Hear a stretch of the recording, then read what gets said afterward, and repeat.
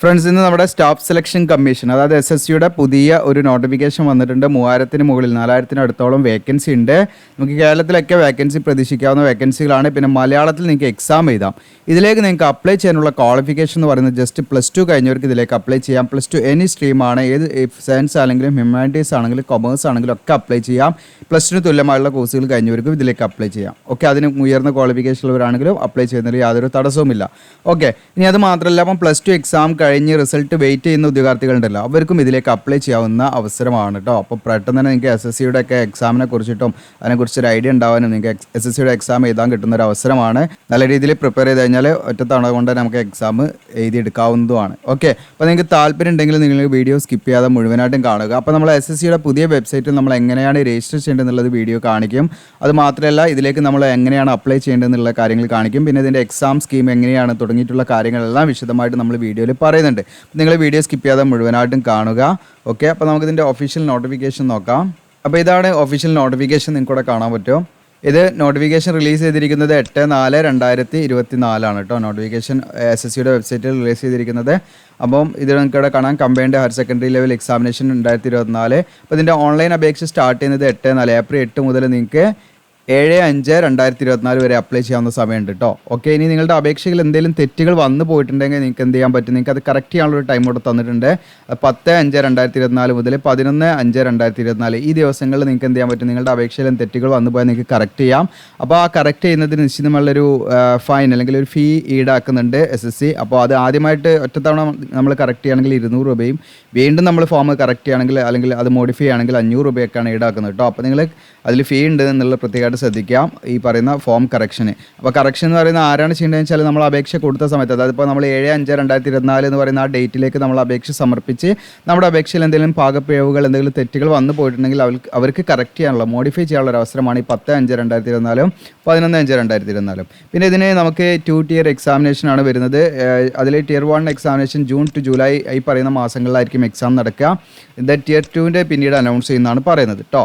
Okay, അപ്പോൾ ഇതിലേക്ക് വിളിച്ചിരിക്കുന്നതെന്ന് വെച്ചാൽ ഇപ്പം ഈ പറയുന്ന നമ്മുടെ ഗ്രൂപ്പ് C കാറ്റഗറിയുള്ള പോസ്റ്റിലേക്കാണ്. അതിൽ തന്നെ നമുക്ക് lower division clerk, junior secretariat assistant, അതുപോലെ ഡാറ്റ എൻട്രി ഓപ്പറേറ്റർ വിവിധ മിനിസ്ട്രീസിലേക്കും ഡിപ്പാർട്ട്മെൻറ്റിലേക്കും നമ്മുടെ സെൻട്രൽ ഗവൺമെൻറ് ഓഫീസുകളിലേക്കൊക്കെയാണ് വിളിച്ചിരിക്കുന്നത്. അപ്പോൾ കേരളത്തിലൊക്കെ വേക്കൻസി ഉണ്ടെന്നുള്ളത് നിങ്ങൾ മനസ്സിലാക്കേണ്ടത്.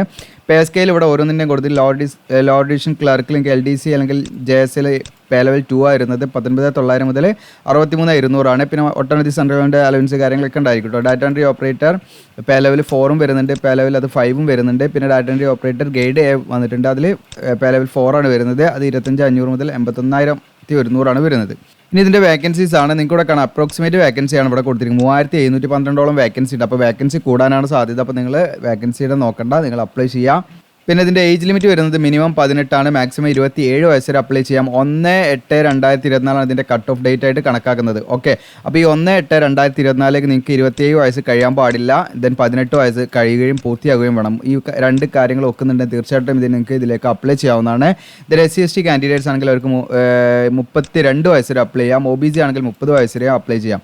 ദെൻ PWBD കാൻഡിഡേറ്റ്സ് ആണെങ്കിൽ അവർക്ക് 10 മുതൽ 15 വർഷം വരെ ഏജ് റിലാക്സേഷൻ ഉണ്ട് കേട്ടോ. അതിൻ്റെ കാര്യങ്ങൾ കൂടെ കൊടുത്തിട്ട് നിങ്ങൾക്ക് ഇവിടെ കാണാൻ പറ്റും. പിന്നെ വിഡോസ് ഡിവോഴ്സ്ഡ് ആയിട്ടുള്ള വനിതകൾക്കും എക്സ് സർവീസ്മാനൊക്കെ എന്താണ് നിശ്ചിതമായുള്ള ഏജ് റിലാക്സേഷൻ ഉണ്ടായിരിക്കുന്നതാണ് കേട്ടോ.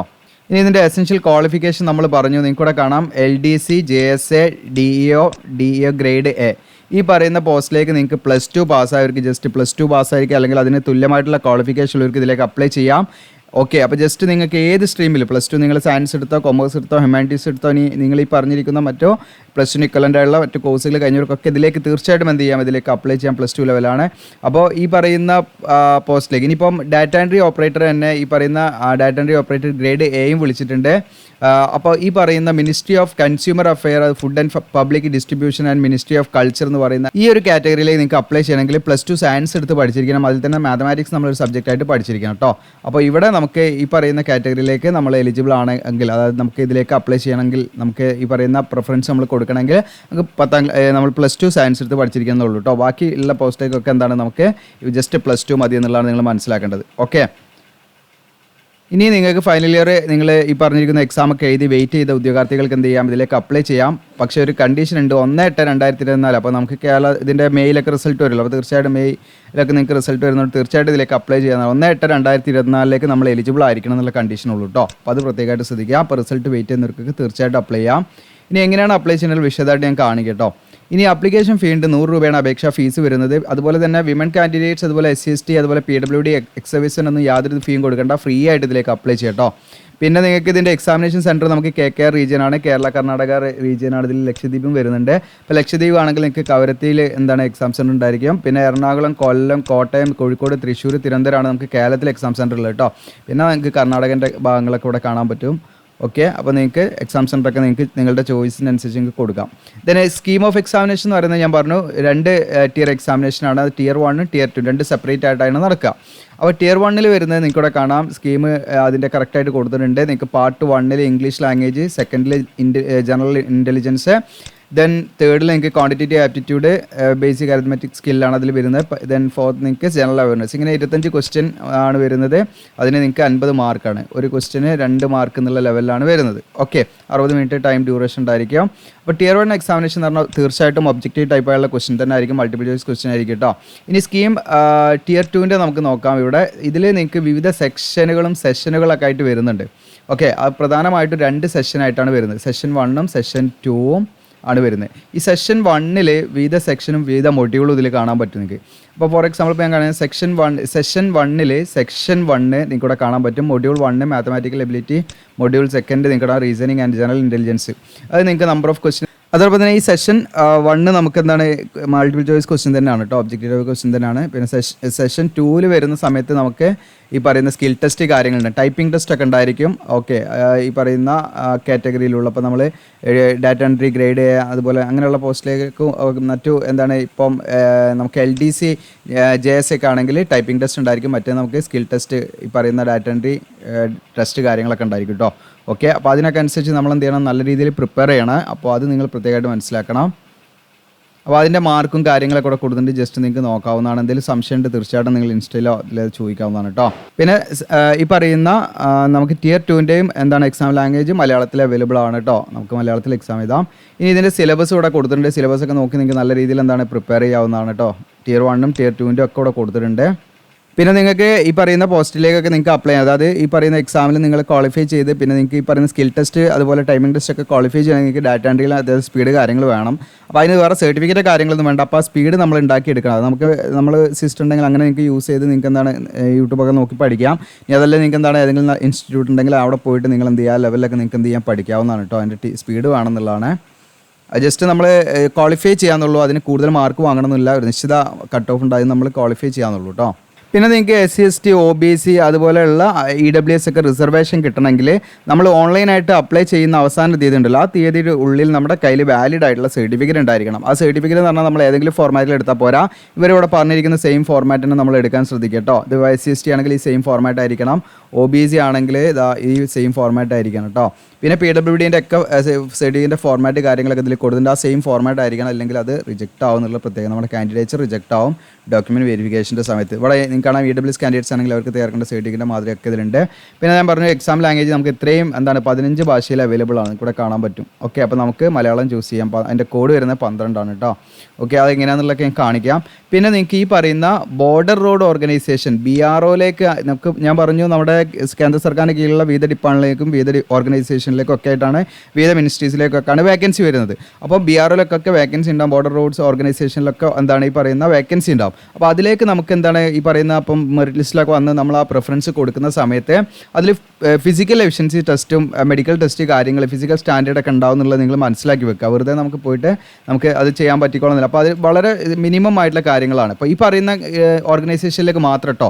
ബാക്കി ഒരു കാറ്റഗറിയിലേക്കും ഈ പറയുന്ന ഇപ്പം നമ്മുടെ LDC അല്ലെങ്കിൽ ഈ പറയുന്ന JSA അല്ലെങ്കിൽ ഡാറ്റ എൻട്രി ഓപ്പറേറ്റർ വേറെ ഏത് ഡിപ്പാർട്ട്മെൻറ്റിലേക്ക് നിങ്ങൾക്ക് അപ്ലൈ ചെയ്യുകയാണെങ്കിൽ മീൻസ് നമ്മൾ പ്രിഫറൻസ് കൊടുക്കുകയാണെങ്കിൽ നമ്മൾ പേടിക്കേണ്ട കാര്യമില്ല. അതിൽ നമുക്ക് ഫിസിക്കൽ ടെസ്റ്റോ കാര്യങ്ങളൊന്നും ഉണ്ടാവില്ല. ഈ പറയുന്ന BRO ഒക്കെ നമ്മൾ സെലക്ട് ചെയ്യുകയാണെങ്കിൽ നിങ്ങൾക്ക് ഫിസിക്കൽ എഫിഷ്യൻസി ടെസ്റ്റ് ഉണ്ടാവും, ഫിസിക്കൽ സ്റ്റാൻഡേർഡ് ടെസ്റ്റ് ഉണ്ടാവും, പിന്നെ മെഡിക്കൽ ടെസ്റ്റും ഉണ്ടാവും കേട്ടോ. തീർച്ചയായിട്ടും അപ്പോൾ ആ കാര്യങ്ങൾ നിങ്ങൾ പ്രത്യേകമായിട്ട് ശ്രദ്ധിക്കണം. അപ്പോൾ അതിൻ്റെ കുറച്ച് കണ്ടീഷൻസ് ഒക്കെ ഇവിടെ പറയുന്നുണ്ട്. ഇപ്പോൾ ഫിസിക്കൽ എഫിഷ്യൻസി ടെസ്റ്റ് ആണെങ്കിൽ നിങ്ങൾക്ക് 1 മൈൽ ഓടാനുണ്ടാവും, 1 മൈൽ റണ്ണാണ് ഇതിൽ പറയുന്നത് കേട്ടോ. അപ്പോൾ അത് നിങ്ങൾക്ക് ഓടാനുണ്ടാവും. അത് നിങ്ങൾക്ക് ജസ്റ്റ് പാസിങ് ആ ഒരു നമ്മൾ നിശ്ചിത ടൈം ഉണ്ടാവും, 10 മിനിറ്റ് കൊണ്ട് നമ്മൾ ഓടി എത്തിയാൽ മതി. പെട്ടെന്ന് ഫസ്റ്റ് എത്തണോ അങ്ങനത്തെ ഒരു ക്രൈറ്റീരിയ ഇല്ല, ജസ്റ്റ് 10 മിനിറ്റ് നമുക്ക് സമയം ഉണ്ടാവും. അതുകൊണ്ട് നമുക്ക് വളരെ സാവധാനം ഓടി എത്തിയാൽ മതി എന്നുള്ള കണ്ടീഷനാണ് കേട്ടോ. ഓക്കെ, പിന്നെ നിങ്ങൾക്ക് റീജിയൻ വൈസ് അതിൻ്റെ ഫിസിക്കൽ സ്റ്റാൻഡേർഡ് കൊടുക്കുന്നു. ഇപ്പോൾ സദേൺ റീജിയൻ, ഇവിടെ കേരള മിസ്സിംഗ് ആണ്, ജസ്റ്റ് എനിക്ക് തോന്നുന്നു ഇതിൻ്റെ പ്രിൻ്റ് എടുത്തതിൽ മിസ്സിംഗ് ആണ്. അപ്പോൾ ഇവിടെ സദേൺ റീജിയനാണ് നമ്മൾ വരിക. അപ്പോൾ നിങ്ങൾക്ക് 157 സെൻറ്റിമീറ്റർ ഹൈറ്റ് മതി കേട്ടോ. ഇതൊക്കെ ഈ പറയുന്ന കാറ്റഗറിയിലേക്ക്, അതായത് നിങ്ങൾ പറയുന്ന ബോർഡർ റോഡ്സ് ഓർഗനൈസേഷനിലേക്ക് നിങ്ങൾ താല്പര്യപ്പെടുന്നുണ്ടെങ്കിൽ മാത്രം നിങ്ങളിത് നോക്കിയാൽ മതി കേട്ടോ. അതിലേക്ക് നിങ്ങൾ പ്രിഫറൻസ് കൊടുക്കുന്ന സമയത്ത് നിങ്ങൾ ഈ പറയുന്ന കാര്യം 157 സെൻറ്റിമീറ്റർ ഹൈറ്റ് ഉണ്ടോ നിങ്ങൾ ചെക്ക് ചെയ്യുക. 75 സെൻറ്റിമീറ്റർ എന്താണ് ചെസ്റ്റ് നോർമൽ കണ്ടീഷനിലും, 5 സെൻറ്റിമീറ്റർ എക്സ്പാൻഷനിലും വേണം. 50 kg ആണ് മിനിമം വെയിറ്റ് വേണ്ടത്. ഓക്കെ, അപ്പോൾ ആ ഒരു കാര്യം മാത്രമേ ഉള്ളൂ. ബാക്കി ഏത് ഡിപ്പാർട്ട്മെൻറ്റിലേക്ക്, ഓർഗനൈസേഷനിലേക്ക്, മിനിസ്ട്രീസിലേക്കൊക്കെ എന്നാണെങ്കിൽ ഈ കാര്യങ്ങളൊന്നും ആവശ്യമില്ല കേട്ടോ. ഫിസിക്കൽ സ്റ്റാൻഡേർഡോ കാര്യങ്ങളോ ആവശ്യമില്ല. അപ്പോൾ ജസ്റ്റ് ഞാൻ എന്താണെന്ന് വെച്ചാൽ അത് സ്കിപ്പ് ചെയ്ത് കഴിഞ്ഞാൽ പിന്നീട് നിങ്ങൾ നോട്ടിഫിക്കേഷൻ നോക്കുന്ന സമയത്ത് നിങ്ങൾക്ക് കൺഫ്യൂഷൻ വേണ്ട വെച്ചാൽ, അപ്പോൾ കൺഫ്യൂഷൻ ഉള്ളവർ ഉണ്ടാവുമല്ലോ, ആരെങ്കിലുമൊക്കെ ഉണ്ടാവുമല്ലോ. അപ്പോൾ അവർക്ക് വേണ്ടിയിട്ടാണ് പറയുന്നത്, പ്രത്യേകം ശ്രദ്ധിക്കുക. ഇനി നമ്മൾ ശ്രദ്ധിക്കുക എങ്ങനെയാണ് ഇതിലേക്ക് അപ്ലൈ ചെയ്യേണ്ടതെന്നുള്ള വീഡിയോ ആണ് കാണിക്കുന്നത്. ഇപ്പം നമ്മുടെ ചാനലിൻ്റെ ഭാഗമായിട്ട് കഴിഞ്ഞ വർഷമൊക്കെ നമ്മളൊരു വെബ്സൈറ്റ് മെയിൻറ്റെയിൻ ചെയ്ത് കൊണ്ടുപോയിരുന്നു. അപ്പോൾ എന്താണെന്ന് വെച്ചാൽ പിന്നെ പെട്ടെന്ന് നമുക്കത് ഹോസ്റ്റിംഗ് ഒന്നും നമുക്ക് നല്ലൊരു എമൗണ്ട് വരും നമുക്ക്. അപ്പം നല്ല എമൗണ്ട് പറഞ്ഞാൽ അത്യാവശ്യം ഒരു ചെറിയൊരു എമൗണ്ട് ആണെങ്കിലും നമുക്ക് പിന്നെ അതത്ര ലാഭകരമല്ല. അപ്പോൾ അത് പക്ഷേ ഉദ്യോഗാർത്ഥികൾക്ക് വളരെ സുഖമാണ്, പെട്ടെന്ന് നമ്മളെ വെബ്സൈറ്റ് കയറി കാര്യങ്ങളൊക്കെ പെട്ടെന്ന് എടുക്കാൻ പറ്റും. അപ്പോൾ നമ്മൾ വീണ്ടും ഒരു വെബ്സൈറ്റ് ക്രിയേറ്റ് ചെയ്ത് നോക്കിയിട്ടുണ്ട്. അപ്പോൾ ഇതാണ്, മറ്റേ നമ്മളുടെ പേരൊക്കെ വേറെ ആയിരുന്നു ഞാൻ ഇട്ടിരുന്നത്. ഇപ്പോൾ നമ്മുടെ ചാനലിൻ്റെ പേരിന് ഇട്ടുകൂടാൻ കാണാം, GOCL എഡ്യൂലാൻഡ്. അപ്പോൾ നിങ്ങളുടെ നല്ലൊരു സപ്പോർട്ട് ഉണ്ടാകുക, നിങ്ങളുടെ കൂട്ടുകാരിലൊക്കെ ഇതിൻ്റെ ലിങ്കുകളൊക്കെ അയച്ചു കൊടുക്കുക. അപ്പോൾ നിങ്ങൾക്ക് നോട്ടിഫിക്കേഷനൊക്കെ സിമ്പിളായിട്ട് കാണുകയും ആ ലിങ്ക് അയക്കാനും പറ്റും. അപ്പോൾ നമ്മുടെ വീഡിയോ ഒക്കെ ഇതിൽ ഞാൻ അറ്റാച്ച് ചെയ്തിടുകയും ചെയ്യും. അപ്പോൾ ഇവിടെ ഞാൻ ഇട്ടിരിക്കുന്നത് ഇപ്പോൾ ഇതിലൊക്കെ വരും കേട്ടോ. ഇവിടെ ഞാൻ നിങ്ങൾക്ക് കാണാം ലേറ്റസ്റ്റ് ജോബ്, അഡ്മിറ്റ് കാർഡ്, പിന്നെ result, mock test, study material, അതൊക്കെ പതുക്കെ ഇങ്ങനെ കൊണ്ടുവരാൻ വേണ്ടിയിട്ട് ചെയ്തതാണ് കേട്ടോ. ഓക്കെ, അപ്പോൾ ഇവിടെ നിങ്ങൾക്ക് കാറ്റഗറി വൈസ് ആയിട്ടുള്ള കാര്യം, നിങ്ങളുടെ ഫോൺ വ്യൂ വ്യത്യാസം ഉണ്ടാവും. ഫോൺ വ്യൂവിൽ നിങ്ങൾക്ക് ഒരു മെനു കാണുന്ന സമയത്ത് നിങ്ങൾക്ക് നോക്കിയാൽ മതി അതിൽ. ഓക്കെ, അപ്പോൾ ഇവിടെ നിങ്ങൾക്ക് ഇവിടെ കാണാം ലേറ്റസ്റ്റ് ജോബിലാണ് ഈ SSC, നിങ്ങൾക്ക് കാണാം SSC CHSL 2024 റിക്രൂട്ട്മെൻറ്റ്. അതിൽ ക്ലിക്ക് ചെയ്താൽ മതി. അപ്പോൾ പേജ് ലോഡാവും. അപ്പോൾ ഇവിടെ കാണാൻ പറ്റും അതിൻ്റെ എല്ലാ കാര്യങ്ങളും ഇതിൽ കൊടുത്തിട്ടുണ്ട്, ഇവിടെ കാണാം. ഓക്കെ, ഡീറ്റെയിൽ ആയിട്ട് ഇവിടെ ഇപ്പോൾ ഞാൻ ജസ്റ്റ് ഒന്ന് സൂം ചെയ്ത് കാണിക്കാം. നിങ്ങളുടെ കാണാൻ പറ്റും. അപ്പോൾ ഇതിൻ്റെ വളരെ ബ്രീഫായുള്ള കാര്യങ്ങൾ, അതായത് വളരെ കുറഞ്ഞ കാര്യങ്ങൾ ഞാനിതിൽ കൊടുത്തിട്ടുണ്ട്. ഡേറ്റ് കാര്യങ്ങളെല്ലാം ഇതിൽ കൊടുത്തിട്ടുണ്ട്. അപ്പോൾ ഇവിടെ നിങ്ങൾക്ക് ലിങ്കുകളൊക്കെ ഞാൻ കൊടുത്തിട്ടുണ്ട്. ഡയറക്റ്റ് നിങ്ങൾക്ക് ലിങ്ക് ചെയ്യാൻ പറ്റും. പുതിയ SSC വെബ്സൈറ്റിൻ്റെ ലിങ്കൊക്കെ ഞാൻ ഇതിൽ കൊടുത്തിട്ടുണ്ട്. പിന്നെ നിങ്ങൾ ശ്രദ്ധിക്കേണ്ട കാര്യം, പുതിയ SSCയുടെ വെബ്സൈറ്റിൽ എങ്ങനെ നമ്മൾ രജിസ്റ്റർ ചെയ്യണം എന്നതിൻ്റെ വീഡിയോ നമ്മൾ ഓൾറെഡി ചെയ്തിട്ടുണ്ട്. അതുകൊണ്ട് ഞാൻ ഇവിടെ വീണ്ടും ഇത് പറയേണ്ട ആവശ്യമില്ലാന്ന് തോന്നുന്നു. അപ്പോൾ അത് നിങ്ങൾക്ക് ഈ വീഡിയോ കണ്ടാൽ മനസ്സിലാവും. ഏകദേശം നിങ്ങളൊന്ന് സീക്ക് ചെയ്ത് കണ്ടാൽ മതി. അതായത് ഞാനിത് വേറൊരു നോട്ടിഫിക്കേഷൻ, അതായത് എനിക്ക് തോന്നുന്നു SSC ഫേസ് 12 എക്സാമിനേഷനുമായി ബന്ധപ്പെട്ട് ചെയ്തൊരു വീഡിയോ ആണ്. അപ്പോൾ അതിൻ്റെ സ്റ്റാർട്ടിങ്ങിൽ ആ എക്സാമിനേഷൻ്റെ കാര്യങ്ങളൊക്കെ പറയുന്നുണ്ട്. അപ്പോൾ അത് നിങ്ങൾ നോക്കേണ്ടത്, അതിൽ നമ്മൾ എങ്ങനെയാണ് പുതിയ SSCയുടെ വെബ്സൈറ്റിൽ നമ്മൾ OTR വൺ ടൈം രജിസ്ട്രേഷൻ ചെയ്യുന്നത് വ്യക്തമായിട്ട് ഇതിൽ കംപ്ലീറ്റ് കാണിക്കുന്നുണ്ട്. ഓക്കെ, അപ്പോൾ ഈ വീഡിയോ നിങ്ങൾ കാണുക. ജസ്റ്റ് നിങ്ങൾക്ക് ആ വാച്ച് ഓൺ യൂട്യൂബ് എന്നുള്ള ബട്ടണിൽ ക്ലിക്ക് ചെയ്താൽ നിങ്ങൾക്ക് എന്ത് ചെയ്യാൻ പറ്റും, ആ വീഡിയോ കാണാൻ പറ്റും. ആ വീഡിയോ കണ്ടു കഴിഞ്ഞാൽ നിങ്ങൾക്ക് എങ്ങനെയാണ് നമ്മുടെ പുതിയ വെബ്സൈറ്റിൽ SSCയുടെ വെബ്സൈറ്റിൽ നിങ്ങൾക്ക് രജിസ്ട്രേഷൻ നമ്പറും നിങ്ങൾക്ക് ലോഗിൻ ID ഒക്കെ കിട്ടുന്നത് എങ്ങനെയാണെന്നുള്ളത് കറക്റ്റായിട്ട് മനസ്സിലാവും. അതിൽ നമുക്ക് വൺ ടൈം രജിസ്ട്രേഷൻ ചെയ്യുന്നത് എങ്ങനെയാണെന്ന് മനസ്സിലാവും. അത് അറിയുന്നവരുണ്ടെങ്കിൽ നിങ്ങൾക്ക് ഓൾറെഡി നിങ്ങൾ ചെയ്തവരാണെങ്കിൽ സ്കിപ്പ് ചെയ്യാം. അതായത് പഴയ SSCയുടെ വെബ്സൈറ്റിൽ നമ്മൾ രജിസ്റ്റർ ചെയ്തിട്ട് കാര്യമില്ല. ഇനി അങ്ങോട്ട് അപ്ലൈ ചെയ്യണമെങ്കിൽ നിങ്ങൾ എന്ത് ചെയ്യണം, പുതിയ SSCയുടെ വെബ്സൈറ്റ് വന്നിട്ടുണ്ട്. ഓക്കെ, അപ്പോൾ അതിൽ നമ്മൾ എന്ത് ചെയ്യണം, നമ്മൾ കാണിക്കണം കേട്ടോ. അപ്പോൾ ഞാൻ ഫോർ എക്സാമ്പിൾ പഴയ SSCയുടെ വെബ്സൈറ്റ് ജസ്റ്റ് നിങ്ങൾക്ക് ഓപ്പൺ ആയി കാണിച്ചു തരാം. ഇതാണ് പഴയ SSCയുടെ വെബ്സൈറ്റ്, നിങ്ങൾക്ക് ഇവിടെ കാണാൻ പറ്റും. ഇതാണ് പഴയ SSCയുടെ വെബ്സൈറ്റ്. അപ്പോൾ ഇതിലല്ല ഇനി നമ്മൾ OTR ചെയ്തിട്ട് നമ്മൾ ചെയ്യേണ്ടത്. നമ്മൾ ഇനി പുതിയ SSCയുടെ വെബ്സൈറ്റിൽ നമ്മൾ എന്ത് ചെയ്യണം, OTR ചെയ്യണം. അപ്പോൾ അതിന് വേണ്ടി നിങ്ങൾക്ക് ഇവിടെ കാണാൻ പറ്റും ഒഫീഷ്യൽ വെബ്സൈറ്റ് എന്നുള്ള ബട്ടണിൽ ക്ലിക്ക് ചെയ്താൽ നിങ്ങൾക്ക് പുതിയ SSCയുടെ വെബ്സൈറ്റ് ഇവിടെ ഓപ്പൺ ആയി വരും. ഇതാണ് പുതിയ SSCയുടെ വെബ്സൈറ്റ്, നിങ്ങൾക്ക് ഇവിടെ കാണാൻ പറ്റും. ഓക്കെ, അപ്പോൾ ഇതാണ് നമ്മൾ ഇനി അങ്ങോട്ട് യൂസ് ചെയ്യേണ്ടത്. മറ്റേത് നമ്മൾ ലോഗിൻ ID കാര്യങ്ങളൊക്കെ ഉണ്ട്, അവിടെ കീപ്പ് ചെയ്തോളൂ. അപ്പോൾ ഇതാണ് ഇനി ഇതിലൂടെ ആയിരിക്കും നമുക്ക് നോട്ടിഫിക്കേഷനും മറ്റ് റിസൾട്ടും കാര്യങ്ങളൊക്കെ വരുന്നത്. SSCയുടെ വെബ്സൈറ്റ് ഒന്ന് മാറ്റിയിട്ടുണ്ട്. അപ്പോൾ അത് ഞാൻ പഴയ വീഡിയോയിലും പറഞ്ഞിട്ടുണ്ട്. അപ്പോൾ പുതിയ ആളുകളുണ്ടെങ്കിൽ അവർക്ക് മനസ്സിലാൻ വേണ്ടിയിട്ടാണ് റിപ്പീറ്റ് ചെയ്യുന്നത് കേട്ടോ. അപ്പോൾ നമ്മുടെ ഈ പറയുന്ന ഞാൻ ലിങ്ക് അപ്ലൈ ആവും എന്ന് പറഞ്ഞിട്ട് നമ്മുടെ വീഡിയോയുടെ ഡിസ്ക്രിപ്ഷനിൽ ലിങ്ക് തരും. ആ ലിങ്കിൽ നിങ്ങൾ ക്ലിക്ക് ചെയ്ത് കഴിഞ്ഞാൽ ഈ പേജിലേക്കായിരിക്കും വരിക. ഓക്കെ, പേജിന് താഴെ ഇങ്ങനെ സ്ക്രോൾ ചെയ്തിട്ട് നിങ്ങൾക്ക് ഇവിടെ കാണാൻ പറ്റും ഇമ്പോർട്ടൻറ്റ് ലിങ്ക് എന്ന് പറഞ്ഞിട്ട്. അപ്പോൾ ഇതിൽ നിങ്ങൾക്ക് ആദ്യമായിട്ടാണ് SSCയുടെ വെബ്സൈറ്റിൽ വരുന്നതെങ്കിൽ നിങ്ങൾ എന്ത് ചെയ്യണം, ഈ ബട്ടണിൽ ക്ലിക്ക് ചെയ്യുക, രജിസ്ട്രേഷൻ. അപ്പോൾ ഞാൻ ഡയറക്റ്റ് ലിങ്ക് കൊടുത്തുകയാണ്. അപ്പോൾ നിങ്ങൾക്ക് ഇപ്പോൾ ഒഫീഷ്യൽ സൈറ്റിൽ കയറിയിട്ട് അങ്ങനെ രജിസ്ട്രേഷൻ ചെയ്യണമെങ്കിൽ ഈസി ആയിട്ട് ചെയ്യാം. ഓക്കെ, ഒഫീഷ്യൽ എന്നുള്ള ഈ ബട്ടൺ ക്ലിക്ക് ചെയ്തിട്ട് നിങ്ങൾക്ക് എന്ത് ചെയ്യുക, SSCയുടെ ഹോം പേജ് കാണാം. ഇവിടെ നിങ്ങൾക്ക് റൈറ്റ് സൈഡിൽ കാണാം ലോഗിൻ ഓർ രജിസ്റ്റർ എന്നുള്ള, അതിൽ ക്ലിക്ക് ചെയ്താൽ നിങ്ങൾക്ക് എന്താണ് ലോഗിൻ ചെയ്യാനുള്ള പേജാണ് വരിക. ഇനി നിങ്ങൾക്ക് രജിസ്റ്റർ ചെയ്യണമെങ്കിൽ ഇവിടെ ഏറ്റവും അടിയിൽ കാണാം ന്യൂ യൂസർ രജിസ്റ്റർ നൗ എന്ന് പറഞ്ഞിട്ട് അതിൽ ക്ലിക്ക് ചെയ്താൽ രജിസ്റ്റർ ചെയ്യാം. അപ്പോൾ ഞാൻ നിങ്ങൾക്ക് അങ്ങനെ എളുപ്പത്തിന് വേണ്ടിയിട്ടാണ് ഞാൻ ചെയ്തിരിക്കുന്നത്. നിങ്ങൾക്ക് കുറച്ചും പാടെ എളുപ്പത്തിന് വേണ്ടിയിട്ട് ഇവിടെ നിങ്ങൾക്ക് കാണാൻ പറ്റും രജിസ്ട്രേഷൻ എന്നുള്ള ബട്ടൺ ക്ലിക്ക് ചെയ്താൽ നിങ്ങൾക്ക് രജിസ്റ്റർ ചെയ്യാനുള്ള നേരെ ആ ഒരു ഫോമിലേക്കാണ് പോവുക. അപ്പോൾ നമ്മൾ എന്ത് ചെയ്യുക, അവിടെ ജസ്റ്റ് കണ്ടിന്യൂ കൊടുക്കുക. 4 സ്റ്റെപ്പാണ് നമുക്ക് കംപ്ലീറ്റ് ചെയ്യാനുള്ളത്. കണ്ടിന്യൂ കൊടുത്തു കഴിഞ്ഞാൽ രജിസ്ട്രേഷനിലേക്ക് പോകും. ഓക്കെ, ഇനി നമ്മൾ ലോഗിൻ ചെയ്യണമെങ്കിൽ ഇവിടെ ലോഗിൻ എന്നുള്ള ബട്ടൺ ഉണ്ട്, അതിൽ ക്ലിക്ക് ചെയ്യുക. അപ്പോൾ നിങ്ങൾക്ക് ലോഗിൻ ചെയ്യാനുള്ള പേജിലേക്ക് പോകും. ഓക്കെ, അപ്പോൾ ഇവിടെ നിങ്ങൾക്ക് എങ്ങനെയാണ് നമ്മൾ മുന്നോട്ട് രജിസ്റ്റർ ചെയ്ത് പോകേണ്ടത് എന്നുള്ളത് നമ്മുടെ ഈ വീഡിയോയിൽ ഞാൻ എന്ത് ചെയ്തിട്ടുണ്ട്, പറഞ്ഞിട്ടുണ്ട്. കംപ്ലീറ്റ് ആയിട്ട് അത് കാണിക്കുന്നുണ്ട് എല്ലാ കാര്യങ്ങളും കേട്ടോ. അപ്പോൾ അത് നിങ്ങൾ തീർച്ചയായിട്ടും എന്ത് ചെയ്യുക, വീഡിയോ സ്കിപ്പ് ചെയ്യാതെ മുഴുവനായിട്ടും കാണുക. അപ്പോൾ ഇന്ന് നമ്മൾ കാണിക്കുന്നത് ലോഗിൻ ചെയ്തിട്ട് ഇവിടുന്ന് അങ്ങോട്ട് ലോഗിൻ ചെയ്തിട്ടുള്ള കാര്യങ്ങളാണ് നമ്മൾ കാണിക്കുന്നത്. ഓൾറെഡി നമുക്ക് അക്കൗണ്ട് ഉണ്ട്. അപ്പോൾ ഞാനിവിടെ ലോഗിൻ ചെയ്യുകയാണ്. അപ്പോൾ ലോഗിൻ ചെയ്തിട്ടാണ് ഞാൻ ഇങ്ങോട്ട് കാണിക്കുന്നത്. ഓക്കെ, അപ്പോൾ ഞാൻ എൻ്റെ യൂസർ നെയിം എന്നുള്ള എൻ്റെ രജിസ്ട്രേഷൻ നമ്പർ അവിടെ കൊടുത്തു. ഇവിടെ എൻ്റെ പാസ്വേഡ് ഉണ്ട്, മാനുവലായിട്ട് നമ്മൾ ക്രിയേറ്റ് ചെയ്ത പാസ്വേഡ് ഉണ്ട്, അത് കൊടുത്തു. അതിന് ശേഷം അത് അവിടെ ക്യാപ്ച കോഡ് ഉണ്ട്, ക്യാപ്ച കോഡ് അടിച്ചിട്ട് ലോഗിൻ ചെയ്ത് കാണിക്കാം. ഓക്കെ, ഇപ്പോൾ ഞാൻ ക്യാപ്ച കോഡ് എടുത്തു, ഇവിടെ ലോഗിൻ എന്നുള്ള ബട്ടൺ ക്ലിക്ക് ചെയ്യുന്നു. അപ്പോൾ നിങ്ങൾക്ക് ഇവിടെ കാണാം പേജ് ലോഡ് ആയിട്ടുണ്ട്, ഇവിടെ കാണാൻ പറ്റും. ഇതാണ് നമ്മുടെ ഡാഷ്ബോർഡ്, കാൻഡിഡേറ്റ് ഡാഷ്ബോർഡിലേക്കാണ് വന്നത്. അപ്പോൾ എൻ്റെ പേരൊക്കെ നിങ്ങൾക്ക് ഇവിടെ കാണാൻ പറ്റും. ഇത് നമുക്ക് എഡിറ്റ് ചെയ്യാൻ പറ്റും. എപ്പം വേണമെങ്കിലും എഡിറ്റ് ചെയ്യാം. നിങ്ങൾക്ക് എഡിറ്റ് എന്നുള്ള ബട്ടൺ ഇവിടെ കാണാം, ഒരു പെൻസിലിൻ്റെ ബട്ടൺ കാണാം, ഐക്കൺ, അതിൽ ക്ലിക്ക് ചെയ്ത് എഡിറ്റ് ചെയ്യാം കേട്ടോ ഈ ഡീറ്റെയിൽസൊക്കെ. അപ്പോൾ ഇനി ഇവിടെ നിങ്ങൾക്ക് കാണാം അഡ്മിറ്റ് കാർഡ്, റിസൾട്ട്, ഇതൊന്നും ഇപ്പോൾ അവൈലബിൾ അല്ല. അപ്പോൾ റിസൾട്ടൊക്കെ വരുമ്പോൾ ഇവിടെ നിങ്ങൾക്ക് കാണിക്കും. ഓക്കെ, അപ്പോൾ 1 ടൈം നമ്മൾ PSC ഒക്കെ പോലെ നമ്മൾ 1 ടൈം ചെയ്യാന്നുള്ളതാണ് കേട്ടോ. അപ്പോൾ ഇവിടെ നിങ്ങൾക്ക് കാണാം ലൈവ് എക്സാമിനേഷൻ എന്നാണ്. ഇപ്പോൾ അത് ഡീഫോൾട്ടായിട്ട് എങ്ങനെ തന്നെയാണ് വരിക. നിങ്ങൾക്കിവിടെ കാണാം ലൈവ് എക്സാമിനേഷൻ എന്നാണ്. ഇനി നിങ്ങൾ ഏതെങ്കിലും അപ്ലൈ ചെയ്തിട്ടുണ്ടെങ്കിൽ നിങ്ങൾക്ക് ഇവിടെ മൈ ആപ്ലിക്കേഷൻ എന്നുള്ള വിൻഡോ ഉണ്ട്, അതിൽ ക്ലിക്ക് ചെയ്താൽ നമ്മൾ അപ്ലൈ ചെയ്ത് ഇവിടെ കാണിക്കും. ഇതിന് ആപ്ലിക്കേഷൻ ഹിസ്റ്ററി നിങ്ങൾക്ക് ഇവിടെ കാണാൻ പറ്റും. നമ്മുടെ ആപ്ലിക്കേഷനെ കുറിച്ച് കാര്യങ്ങൾ നമ്മൾ ഏതൊക്കെയാണ് അപ്ലൈ ചെയ്യുന്നതിൻ്റെ കാര്യങ്ങളൊക്കെ അവിടെ കാണാൻ പറ്റും. അപ്പോൾ ഇവിടെ നിങ്ങൾക്ക് ലൈവ് എക്സാമിനേഷൻ എന്നുള്ളതാണ് നിങ്ങൾ ബൈ ഡീഫോൾട്ടായിട്ട് നമ്മൾ ഈ പറയുന്ന ലിങ്കിൽ ക്ലിക്ക് ചെയ്യുന്ന ലോഗിൻ ചെയ്യുന്ന സമയത്ത് വരുന്നത്. ഇവിടെ നിങ്ങൾക്ക് കാണാൻ പറ്റും combined higher secondary level examination, അതായത് +2 ലെവൽ എക്സാമിനേഷൻ.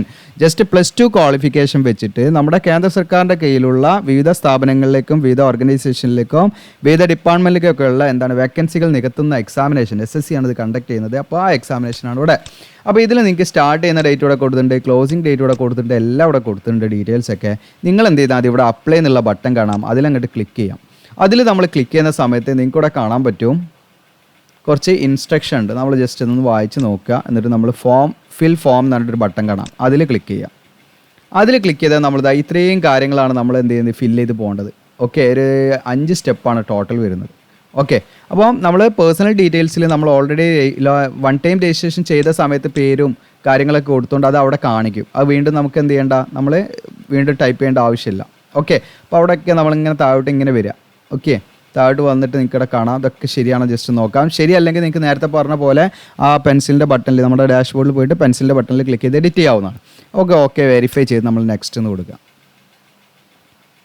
അപ്പോൾ 1ാമത്തെ സ്റ്റെപ്പിൽ നമുക്ക് എന്ത് ചെയ്യാനില്ല, ലോഗിൻ ചെയ്തിട്ട് പിന്നെ ഒന്നും ചെയ്യാനില്ല, എഡിറ്റ് ചെയ്യാനൊന്നുമില്ല. സക്സസ് എന്നാണ്. ഓക്കെ കൊടുക്കുക നിങ്ങൾ. അങ്ങനെ ഓക്കെ കൊടുത്തിട്ട് നിങ്ങളുടെ എഡ്യൂക്കേഷൻ ക്വാളിഫിക്കേഷൻ ഡീറ്റെയിൽസ് ആണ് നമ്മൾ കൊടുക്കേണ്ടത്. അപ്പോൾ ഇവിടെ നമ്മളോട് ചോദിക്കുന്നത് 19 നമ്പർ ഇവിടെ കാണാം. അപ്പോൾ ഞാൻ അതിന് വേണ്ടിയിട്ടാണ് പറയുന്നത്. ഇവിടെ കാണാം 19. ഞാൻ ജസ്റ്റ് ഒന്ന് സൂം ആക്കി നോക്കട്ടെ. ഇവിടെ കാണാം 19 എന്ന് കാണാം. ഹയസ്റ്റ് എഡ്യൂക്കേഷൻ ക്വാളിഫിക്കേഷൻ ആണ് ചോദിക്കുന്നത്. അതായത് നമ്മുടെ എസെൻഷ്യൽ ക്വാളിഫിക്കേഷൻ അല്ല ചോദിക്കുന്നത്. നിങ്ങളുടെ യോഗ്യത നിങ്ങളുടെ ഏറ്റവും ഉയർന്ന യോഗ്യത ഏതാണെന്നുള്ളതാണ് ചോദിക്കുന്നത് കേട്ടോ. അപ്പോൾ അത് നിങ്ങൾക്ക് ഇപ്പോൾ PhD ഉണ്ടാവും കൊടുക്കാം, ഇനി PG ഉണ്ടാവും കൊടുക്കാം, ഗ്രാജുവേഷൻ ഉണ്ടാവും കൊടുക്കാം, ഡിപ്ലോമ ഉണ്ടാവും കൊടുക്കാം, +2 ആണ് അത് കൊടുക്കാം, ഇനി 10ാം ക്ലാസ് ആണ് നിങ്ങളുടെ യോഗ്യതയെങ്കിൽ അത് കൊടുക്കാം. ഓക്കെ, അപ്പോൾ ഞാനിവിടെ നമ്മുടെ ക്വാളിഫിക്കേഷൻ എന്താണ്, ഇപ്പോൾ ഞാൻ +2 വരെ പഠിച്ചിട്ടുള്ളൂ എന്ന് വിചാരിക്കുന്നത്. ഇനി അല്ല, നമ്മൾ ഗ്രാജുവേഷൻ വരെ ആയിരിക്കും, ഗ്രാജുവേഷൻ കൊടുക്കുന്നുണ്ട് കേട്ടോ. ഗ്രാജുവേഷൻ വരെ പഠിച്ചിട്ടുണ്ട് വിചാരിക്കുക, അത് കൊടുക്കുകയാണ്. ഇനി അതിന് ശേഷം ഇപ്പോൾ നിങ്ങളുടെ ക്വാളിഫിക്കേഷൻ ഏതാണെന്നാണ് ചോദിക്കുന്നത്, അതായത് essential qualification. Okay, qualifying education qualification എന്ന് ചോദിക്കുന്നത് നിങ്ങൾ +2 എന്നാണല്ലോ കൊടുക്കേണ്ടത് കേട്ടോ. +2 എന്നുള്ളതാണ് കൊടുക്കേണ്ടത്. അത് നമ്മുടെ എസെൻഷ്യൽ ക്വാളിഫിക്കേഷൻ അതാണ്. ഓക്കെ, ഈ പോസ്റ്റിലേക്ക് അപ്ലൈ ചെയ്യാൻ ഇനി അതിന് ഇക്വലൻ്റ് ആണെങ്കിൽ അത് നിങ്ങൾക്ക് കൊടുക്കാവുന്നതാണ് കേട്ടോ. അപ്പോൾ ഞാൻ ജസ്റ്റ് +2 എന്നുള്ളത് കൊടുക്കുന്നു. അതിന് ശേഷം 20ാമത്തെ നിങ്ങൾക്ക് നമ്പർ പറഞ്ഞിട്ട് തരാം. ഇതിൻ്റെ എസെൻഷ്യൽ ക്വാളിഫിക്കേഷൻ്റെ സ്റ്റാറ്റസ് ആണ്, പാസ്ഡ് ആണോ, നിങ്ങൾ അപ്പിയറിംഗ് ആണ്. അപ്പോൾ ഞാൻ പറഞ്ഞു അവസാനം നിങ്ങൾ റിസൾട്ട് വെയിറ്റ് ചെയ്ത് കൊണ്ടിരിക്കുന്ന ഉദ്യോഗാർത്ഥികളുണ്ടല്ലോ. ഇപ്പം +2 എക്സാം കഴിഞ്ഞ് റിസൾട്ട് വെയിറ്റ് ചെയ്യുന്ന ഉദ്യോഗാർത്ഥികൾ 18 വയസ്സ് തികഞ്ഞിട്ടുണ്ടെങ്കിൽ അവർക്ക് ഇതിലേക്ക് തീർച്ചയായിട്ടും അപ്ലൈ ചെയ്യാം. അപ്പോൾ അങ്ങനെയുള്ള ഉദ്യോഗാർത്ഥികൾ അവിടെ അപ്പിയറിംഗ് കൊടുക്കണം. നമ്മൾ എന്ത് ചെയ്യുക, പാസ് ഔട്ട് ആയ ഉദ്യോഗാർത്ഥികളാണെങ്കിൽ പാസ്ഡ് എന്നുള്ളത് കൊടുക്കുക. ഇപ്പോൾ ഞാനിവിടെ അപ്പിയറിംഗ് വെച്ചിട്ടാണ് അപ്ലൈ ചെയ്യുന്നത് കേട്ടോ. ജസ്റ്റ് നിങ്ങൾക്ക് അങ്ങനെയുള്ള ഉദ്യോഗാർത്ഥികൾ ഇനി കൺഫ്യൂഷൻ. അപ്പോൾ 2024 ഇപ്പോൾ പഠിച്ചുകൊണ്ടിരിക്കുകയാണ് വിചാരിക്കുക. ഇനി ഇവിടെ സ്റ്റേറ്റ് നമ്മുടെ ഏതാണെന്നുള്ളതാണ്, എവിടെയാണ് നമ്മൾ പഠനം പൂർത്തിയാക്കിയത് എന്നുള്ളതാണ്. അപ്പോൾ കേരളത്തിലാണല്ലോ ഇപ്പോൾ നമ്മളൊക്കെ. അപ്പോൾ കേരളത്തിൻ്റെ പുറത്തുള്ളവർക്ക് ചൂസ് ചെയ്യാം. ഞാൻ ഇപ്പോൾ കേരള കൊടുക്കുന്നു, പേജ് ലോഡായി. ഇനി നമ്മൾ ഇതിൽ നെയിം ഓഫ് ബോർഡ് ഒരു യൂണിവേഴ്സിറ്റി സെലക്ട് ചെയ്യണം. അപ്പോൾ നമ്മൾ കേരള ബോർഡ് ഓഫ്, നിങ്ങൾക്ക് ഇതിൽ കാണാൻ പറ്റും, Kerala board of public examination ആണ്. Kerala board of public examination, അത് ക്ലിക്ക് ചെയ്യാം. ഓക്കെ, ഇനി CBSE കാണാനനുസരിച്ച് നിങ്ങൾ നോക്കണം കേട്ടോ. ഇനി ഇവിടെ റോൾ നമ്പർ ചോദിക്കുന്നുണ്ട്. നിങ്ങളുടെ +2 റോൾ നമ്പറാണ് നമ്മളവിടെ കൊടുക്കേണ്ടത്. ഓക്കെ, ഇതിനു ശേഷം നിങ്ങൾക്ക് +2 എത്ര % മാർക്ക് ഉണ്ട് എന്നുള്ളതാണ് ചോദിക്കുന്നത്. ഓക്കെ, അപ്പോൾ അത് കൊടുത്താൽ മതി. ഇനി ഇവിടെ നിങ്ങൾക്ക് നിങ്ങളുടെ ഗ്രേഡ് ആണെങ്കിൽ നിങ്ങൾക്ക് അതിൻ്റെ CGPA cumulative grade point average എടുത്തിട്ട് കൊടുക്കാനുള്ള ഓപ്ഷൻ ഉണ്ട്. ഓക്കെ, ഒന്നെങ്കിൽ അത് കൊടുക്കാം, അല്ലെങ്കിൽ +2 % കൊടുക്കാം. ഏതെങ്കിലും ഒന്ന് കൊടുത്താൽ മതി. ഞാൻ അവിടെ % ആണ് കൊടുത്തിരിക്കുന്നത്. ഇനി സേവ് ആൻഡ് നെക്സ്റ്റ് എന്നിവിടെ കാണാം. നിങ്ങൾക്ക് ആ ബട്ടൺ ക്ലിക്ക് ചെയ്തു, പേജ് ലോഡായി വരും. അപ്പോൾ SSCയുടെ വെബ്സൈറ്റ് ഇപ്പോൾ പഴയ വെബ്സൈറ്റ് ആണെങ്കിലും പുതിയ വെബ്സൈറ്റ് ആണെങ്കിലും വെബ്സൈറ്റൊക്കെ അവർ മാറ്റിയിട്ടുണ്ടെങ്കിലും സെർവർ ഭയങ്കര ടൈം എടുക്കുന്നുണ്ട്. നമുക്കിങ്ങനെ സെർവർ നമുക്ക് ഒരു സ്മൂത്ത് ആയിട്ടുള്ളൊരു ഭയങ്കര സ്പീഡായിട്ടുള്ളൊരു വെബ്സൈറ്റ് ഒന്നുമല്ല. കുറച്ച് ടൈം കാര്യങ്ങളൊക്കെ ഉണ്ട്. അപ്പോൾ നിങ്ങളൊന്ന് വെയിറ്റ് ചെയ്യുക. ചിലപ്പോൾ നമ്മൾ വീണ്ടും എന്ത് ചെയ്യേണ്ടി ഡാറ്റ എൻട്രി ചെയ്യേണ്ടി വരും. അപ്പോൾ അങ്ങനെയൊക്കെ വരും. അപ്പോൾ നിങ്ങളത് ടൈം ചെയ്ത് ഇനി പേയ്മെൻ്റ് ഒക്കെ ചെയ്യുമ്പോൾ എന്തെങ്കിലും എറർ ഉണ്ടെങ്കിൽ വീണ്ടും നമ്മൾ ട്രൈ ചെയ്തുകൊണ്ട് നിൽക്കുക കേട്ടോ. ഓക്കെ, അപ്പോൾ നിങ്ങൾക്കൂടെ കാണാൻ വെയിറ്റ് ചെയ്തപ്പോൾ ഇവിടെ സക്സസ് എന്ന് കണ്ടു. ഓക്കെ കൊടുക്കുന്നു. ഇനി അടുത്ത ചോദിക്കുന്നത് അഡീഷണൽ ഇൻഫർമേഷനാണ്. ഓക്കെ, നീ എക്സ് സർവീസ്മാൻ ആണെങ്കിൽ യെസ് എന്ന് കൊടുക്കുക, അല്ലെങ്കിൽ നോ കൊടുക്കുക.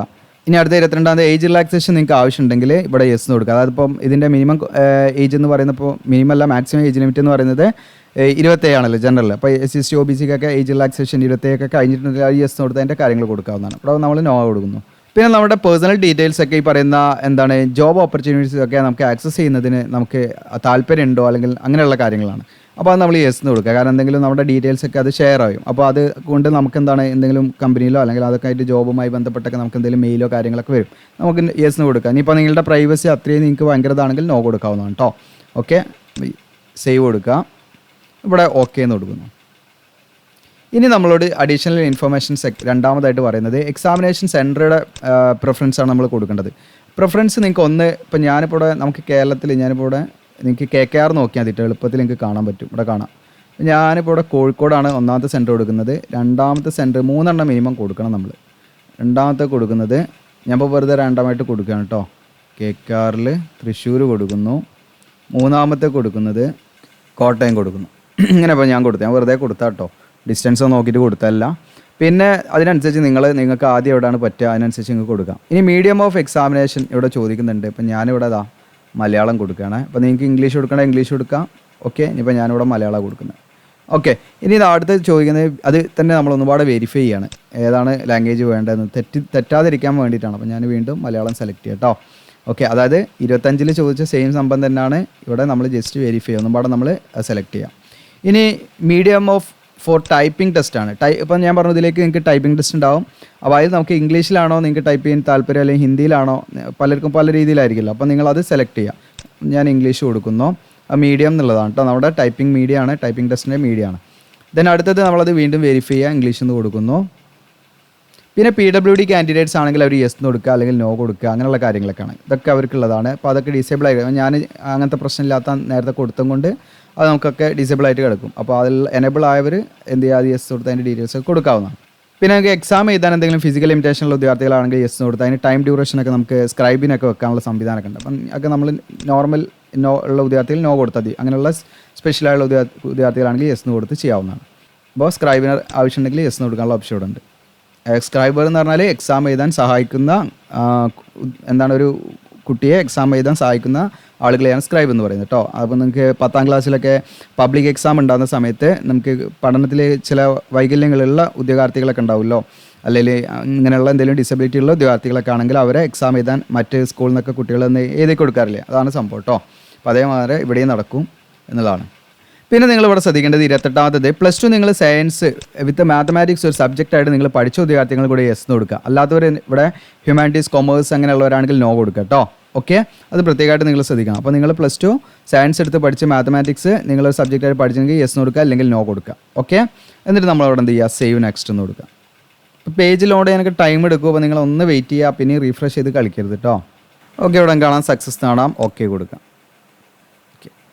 ഇനി നമ്മൾ ചെയ്യേണ്ട കാര്യം എന്ന് വെച്ചാൽ ഫോട്ടോ സിഗ്നേച്ചർ നമ്മൾ അപ്ലോഡ് ചെയ്യണം. അപ്പോൾ ഫോട്ടോ എന്ന് പറയുന്നത് ലൈവ് ക്യാപ്ചറിങ് ആണ്.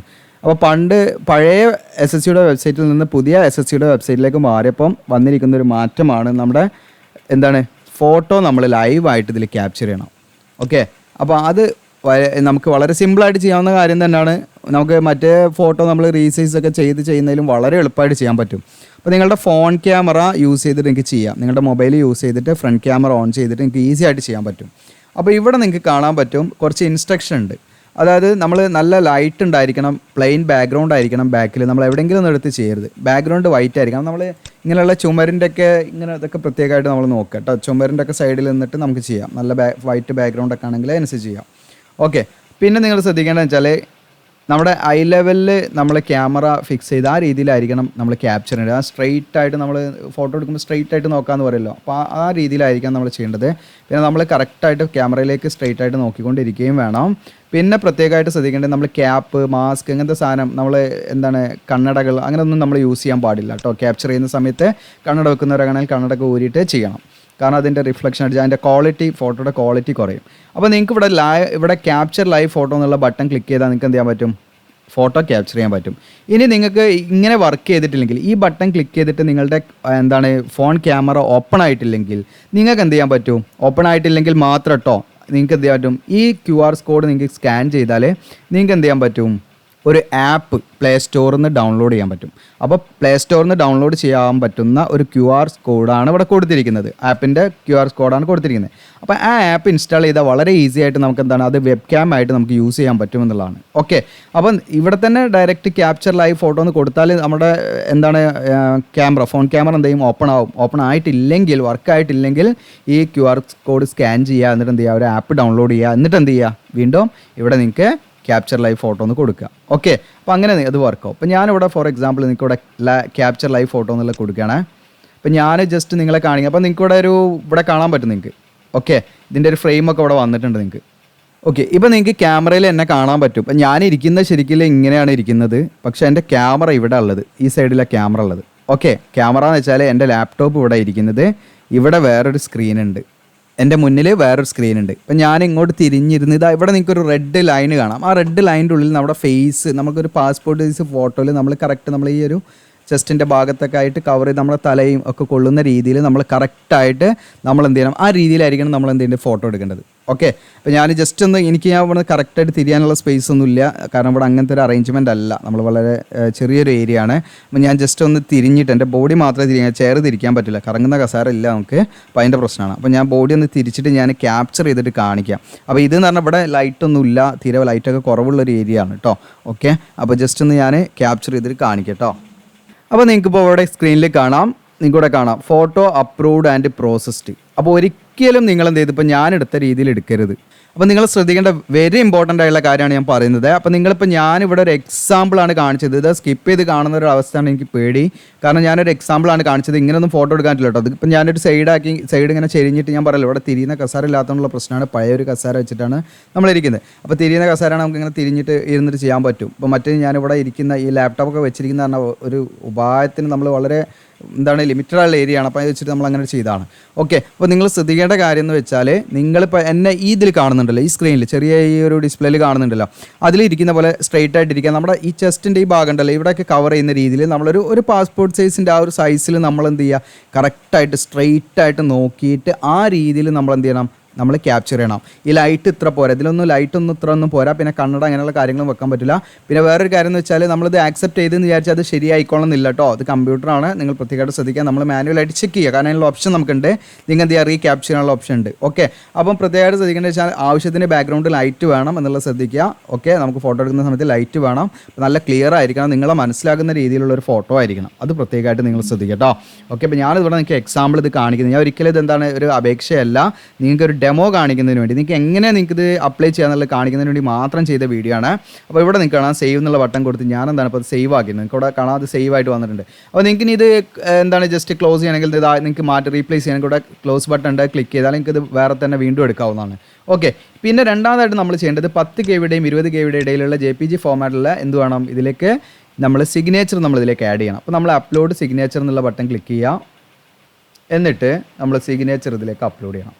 അപ്പോൾ ഞാൻ ഫയൽ സെലക്ട് ചെയ്തു, നിങ്ങൾക്ക് ഇവിടെ കാണാൻ പറ്റും സിഗ്നേച്ചർ ഇവിടെ താഴത്ത് വന്നിട്ടുണ്ട്, നിങ്ങൾക്ക് ഇവിടെ കാണാം. ഇനി ഇത് വേണ്ടെങ്കിൽ മാറ്റിയിട്ട് നിങ്ങൾക്ക് എന്ത് ചെയ്യാം? കൊടുക്കാം. ഓക്കെ, ഇപ്പം ഞാനിവിടെ സേവ് ആൻഡ് നെക്സ്റ്റ് എന്ന് കൊടുക്കുകയാണ്. അപ്പോൾ സിഗ്നേച്ചറും ഫോട്ടോ ആഡ് ആയിട്ടുണ്ട്, ഓക്കെ കൊടുക്കുന്നു. ഇനി നിങ്ങൾക്ക് ഇതാ ഇവിടെ പ്രിവ്യൂ ഫോമാണ്. നമ്മളിപ്പോൾ അപ്ലൈ ചെയ്ത കാര്യങ്ങളൊക്കെ നിങ്ങൾക്ക് ഇവിടെ കാണാൻ പറ്റും. നമ്മൾ കൊടുത്ത ഡീറ്റെയിൽസ് ഒക്കെ ഇവിടെ വന്നിട്ടുണ്ട്. നിങ്ങൾക്ക് ഇങ്ങനെ സ്ക്രോൾ ചെയ്ത് നോക്കാം. ഓക്കെ, നിങ്ങളുടെ ഫോട്ടോ സിഗ്നേച്ചർ കാര്യങ്ങളൊക്കെ ഇവിടെ വരും. ഓക്കെ, അപ്പോൾ അതൊക്കെ വന്നിട്ടുണ്ടോ, നല്ല ക്ലിയർ ഉണ്ടോ എന്നുള്ള കാര്യങ്ങളൊക്കെ നല്ല രീതിയിൽ നിങ്ങൾ ക്രോസ് ചെക്ക് ചെയ്യുക കേട്ടോ. ജസ്റ്റ് നിങ്ങൾ പെട്ടെന്ന് തന്നെ സബ്മിറ്റ് കൊടുക്കരുത്, ഇത് കംപ്ലീറ്റ് നിങ്ങൾ ചെക്ക് ചെയ്യുക. കാരണം വെറുതെ നമ്മൾ പിന്നെ കറക്ഷൻ ഡേറ്റിൽ പോയി മോഡിഫൈ ചെയ്യുന്ന സമയത്ത് വെറുതെ വീണ്ടും ഫീ കൊടുക്കേണ്ട അവസ്ഥ വരുത്തണ്ട. അപ്പോൾ ഇത് കംപ്ലീറ്റ് നിങ്ങൾക്ക് എന്ത് ചെയ്യാൻ പറ്റും, ഇങ്ങനെ നിങ്ങൾ ചെക്ക് ചെയ്യാൻ പറ്റും. ഓക്കെ, ഇത് ചെക്ക് ചെയ്തിട്ട് നമ്മൾ എന്ത് ചെയ്യുക വെച്ചാൽ ഇവിടെ നിങ്ങൾക്ക് കാണാം സേവ് ആൻഡ് നെക്സ്റ്റ് എന്ന് കാണാം. നിങ്ങൾക്ക് അതിൽ ക്ലിക്ക് ചെയ്യാം. അത് ക്ലിക്ക് ചെയ്ത് നമ്മളിതാ ഇവിടെ ഡിക്ലറേഷൻ കൊടുക്കുക. നമ്മൾ കൊടുത്ത ഡീറ്റെയിൽസ് എല്ലാം ക്ലിയർ ആണ്, ട്രൂ ആണെന്ന് കൊടുക്കുക. ഈ ക്യാപ്ചർ കോഡ് അടിക്കുക. ഇവിടെ എന്തെങ്കിലും സേവ് ആൻഡ് നെക്സ്റ്റ് എന്ന് കൊടുക്കുക. അങ്ങനെ സേവ് ആൻഡ് നെക്സ്റ്റ് എന്ന് കൊടുത്താൽ എന്ത് ചെയ്യും, നമ്മുടെ ഈ പറയുന്ന അപേക്ഷ സബ്മിറ്റ് ആവുകയും പിന്നീട് നമുക്ക് എന്താണ് അപേക്ഷ ഫീ അടയ്ക്കുന്ന ആ ഒരു ലിങ്കാണ് അടുത്ത് വരിക. അപ്പോൾ നിങ്ങൾക്ക് എന്താണ് ലാസ്റ്റ് അപേക്ഷ ഫീസും കൊടുത്തു കഴിഞ്ഞാൽ നിങ്ങൾക്ക് എന്ത് ചെയ്യാം, ഇതിലേക്ക് അപ്ലൈ ചെയ്യാം. ഇനി ഫീമെയിൽ കാൻഡിഡേറ്റ്സ് എന്നാണെങ്കിൽ യാതൊരുവിധ ഫീസും കൊടുക്കേണ്ട, ഫ്രീ ആയിട്ട് അവർക്ക് അപ്ലൈ ചെയ്യാം. അത് പ്രിൻ്റ് എടുത്ത് വെക്കുകയും ചെയ്യാം. ഓക്കെ, ഇപ്പോൾ ഞാൻ അത് എന്താണ് നമ്മൾ വെറുതെ ഒരു ഡെമോ കാണിക്കുന്നതിന് വേണ്ടി മാത്രമുള്ള അപേക്ഷ ആയതുകൊണ്ട് കംപ്ലീറ്റ് ഞാനിപ്പോൾ സബ്മിറ്റ് കൊടുക്കുന്നില്ല. ഓക്കെ, അപ്പോൾ നിങ്ങൾക്ക് ഇനി ഇത് അടുത്ത സ്റ്റെപ്പ് കൂടെ ക്യാപ്ചർ കോഡ് അടിച്ച് സേവ് ആൻഡ് നെക്സ്റ്റ് കൊടുത്ത് പേയ്മെൻറ്റും ചെയ്താൽ അത് സബ്മിറ്റായി. ഓക്കെ, അപ്പോൾ ഇത്രയും കാര്യങ്ങളാണ് നമ്മൾ എന്ത് ചെയ്യുന്നത് ഈ വീഡിയോയിൽ പറയാൻ ഉദ്ദേശിക്കുന്നത്. അപ്പം ഇങ്ങനെയാണ് നമ്മൾ അപ്ലൈ ചെയ്യേണ്ടത്. നിങ്ങൾക്ക് മനസ്സിലായിട്ടുണ്ടാകുമെന്ന് വിചാരിക്കുന്നു. അപ്പോൾ നിങ്ങളുടെ സപ്പോർട്ട് നിങ്ങൾ നമ്മുടെ ചാനലിനെ എന്ത് ചെയ്യുക, നിങ്ങളെ കൂട്ടുകാരിലേക്ക് നിങ്ങൾ എത്തിക്കുക. അതോടൊപ്പം തന്നെ നിങ്ങൾ സബ്സ്ക്രൈബ് ചെയ്യുക, ബെല്ലേക്ക് എനേബിൾ ചെയ്യുക, ജസ്റ്റ് ഒരു ക്ലിക്ക് കൊടുത്താൽ ഒന്ന് ലൈക്ക് കൊടുക്കുക, ഒന്ന് കമൻറ്റ് ചെയ്യുക. നിങ്ങളുടെ ക്വാളിഫിക്കേഷൻസ് ഏതുമാകട്ടെ ജസ്റ്റ് നിങ്ങൾ കമൻറ്റ് ചെയ്യുക. ഓക്കെ, കാരണം നമുക്ക് അറിയാൻ പറ്റും നമ്മുടെ ചാനൽ നമ്മുടെ വീഡിയോസ് ആരൊക്കെയാണ് കാണുന്നത്. അപ്പോൾ അതിനൊക്കെ അനുസരിച്ച് നമ്മൾ ഓരോ നോട്ടിഫിക്കേഷൻ കാണുമ്പോൾ നമ്മൾ അതിൻ്റെ ഇമ്പോർട്ടൻസ് കൊടുക്കുകയും ഓക്കെ, അപ്പോൾ അതിനനുസരിച്ചുള്ള നോട്ടിഫിക്കേഷനൊക്കെ നമ്മളിടും. അപ്പോൾ നിങ്ങളുടെ ഏത് എന്താണ് കാറ്റഗറിയിലുള്ള ജോലിയാണ് നിങ്ങൾ എയിം ചെയ്യുന്നത് തുടങ്ങിയുള്ള കാര്യങ്ങളൊക്കെ വെറുതെ ഒന്ന് ടൈപ്പ് ചെയ്തിടുക. നമ്മൾ ഒഴിവിന് നമ്മൾ കമൻ്റ് എല്ലാം ഞാൻ വായിക്കാറുണ്ട്, മാക്സിമം വായിക്കാൻ പറ്റുന്ന എല്ലാം വായിക്കാറുണ്ട്. ഓക്കെ, അപ്പോൾ അതൊക്കെ നിങ്ങൾ ജസ്റ്റ് ഒന്ന് കമൻറ്റ് ചെയ്യുക, നിങ്ങളുടെ കൂട്ടുകാരിലേക്ക് ഷെയർ ചെയ്യുക, സബ്സ്ക്രൈബ് ചെയ്യുക. Thank you.